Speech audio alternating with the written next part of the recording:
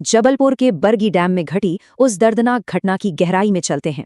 यहाँ हम उन व्यवस्थागत कमियों या आसान शब्दों में कहें तो सिस्टम के उन फेलियर्स को समझने की कोशिश करेंगे जो आमतौर पर सतह के नीचे दबे रह जाते हैं।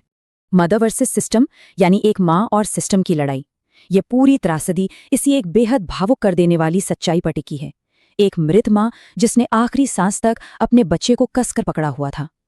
ये दृश्य ममता और प्रशासनिक लापरवाही के बीच की एक बेहद खौफनाक जंग का प्रतीक बन गया है। लाल रंग की लाइफ जैकेट पहनने और बचने का पूरा मौका होने के बावजूद इस माँ ने अपना सर्वोच्च बलिदान दे दिया। उस जमे हुए ठंडे पानी में भी उसने अपने बच्चे को छोड़ने से साफ इनकार कर दिया। ये सचमुच रोंगटे खड़े कर देने वाला पल है। बरगी डैम की त्रासदी। चलिए देखते हैं कि गुरुवार शाम करीब 5 बजे कैसे एक व्यक्तिगत दुखद घटना एक बहुत बड़ी और रोकी जा सकने वाली त्रासदी में बदल गई। इस चौंकाने वाले आंकड़े पर जरा गौर करें। 74 किलोमीटर प्रति घंटा। अचानक आई आंधी की इस खौफनाक रफ्तार ने शांत पानी की लहरों को पल भर में एक जानलेवा दीवार में तब्दील कर दिया। और इस घटना का ये हिस्सा शायद सबसे ज्यादा दर्दनाक है। नाव सुरक्षित किनारे से महज 300 मीटर की दूरी पर पलटी थी। 300 मीटर सुनने में बहुत बड़ी दूरी नहीं लगती, लेकिन यहाँ यही छोटी सी दूरी पूरी तरह से जानलेवा साबित हुई। रेस्क्यू ऑपरेशंस के आंकड़े देखें तो स्टेट डिजास्टर रिस्पांस फोर्स ने 28 लोगों को सुरक्षित बाहर निकाल लिया, लेकिन 9 शवों के बरामद होने और अंधेरे व खराब मौसम में कई अन्य लोगों के लापता होने से इस त्रासदी का असली और खौफनाक पैमाना तुरंत सबके सामने आ गया। लाइफ जैकेट क्यों फेल हुई? आइए इस त्रासदी के पीछे काम कर रहे भौतिक विज्ञान को समझें और जानें कि आखिर सुरक्षा उपकरण काम क्यों नहीं कर पाए। ये एक ऐसा सवाल है जो बार बार दिमाग में आता है। लाल रंग की लाइफ जैकेट, जिसे विशेष रूप से इंसान को पानी पर तैराने के लिए ही बनाया गया है, उसे पहनने के बावजूद कोई डूब कैसे सकता है? असल में एक लाइफ जैकेट काफी हद तक हवा से भरे गुब्बारे की तरह काम करती है, लेकिन इसकी एक बुयंसी लिमिट या उछाल सीमा होती है।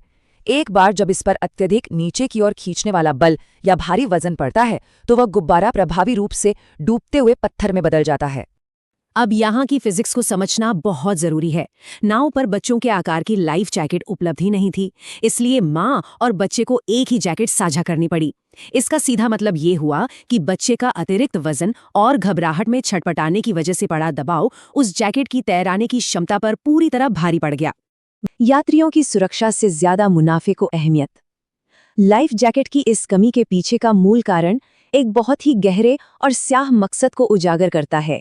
इन दोनों आंकड़ों के बीच का अंतर सच में हैरान करने वाला है। आधिकारिक तौर पर केवल 29 टिकट ही काटे गए थे, फिर भी उस क्रूज पर 43 से 47 के बीच पर्यटकों को ठूस ठूस कर भरा गया था। सिर्फ ज्यादा मुनाफा कमाने के लिए क्षमता की सीमाओं को जानबूझकर नजरअंदाज कर दिया गया। गहरे पानी में डूबता सिस्टम। अब इस समस्या की सबसे गहरी परत की ओर बढ़ते हैं ताकि उस व्यापक प्रशासनिक लापरवाही को समझा जा सके जिसने इस त्रासदी को तय कर दिया था। ये पूरी घटना एक के बाद एक की गई कई गलतियों का नतीजा थी। खराब मौसम की चेतावनियों को पूरी तरह नजरअंदाज किया गया, नाव में जानबूझकर क्षमता से अधिक भीड़ भरी गई और प्रशिक्षित रेस्क्यू स्टाफ के बजाय दिहाड़ी मजदूरों को काम पर रखा गया, जिन्हें समुद्री आपात स्थिति से निपटने का कोई ज्ञान ही नहीं था। और ध्यान देने वाली बात यह है कि ये केवल जबलपुर की कोई अकेली घटना नहीं है।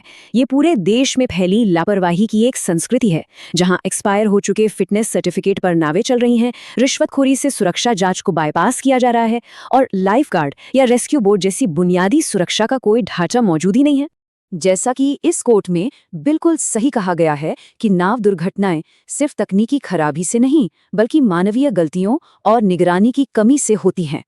ये त्रासदियां शायद ही कभी सिर्फ बुरी किस्मत होती हैं, ये लगभग पूरी तरह से प्रशासनिक जवाबदेही की घोर कमी का सीधा नतीजा होती हैं।